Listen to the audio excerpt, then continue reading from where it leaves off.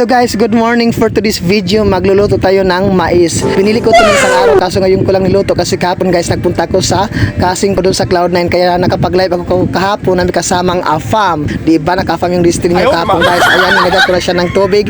Lagyan ko din ng asin guys para medyo maalat at malasa. Gumawa na ako ng apoy para makapagluto na tayo guys. Ayan, kumulo na siya guys.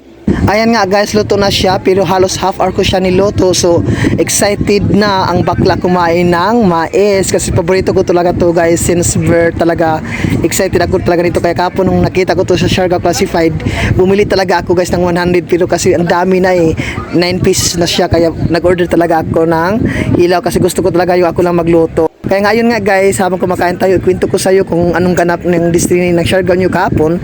Nagpunta ko sa casing ko kay Madilyn doon sa Cloud9, doon kami nagkilaw at saka gumawa din kami ng paksiw. At alam nyo ba guys, may excitement moment kami kahapon kasi may dumating na AFAM. Super gwapo siya guys. Kasi edad ko lang din, tapos ano siya, from Austria.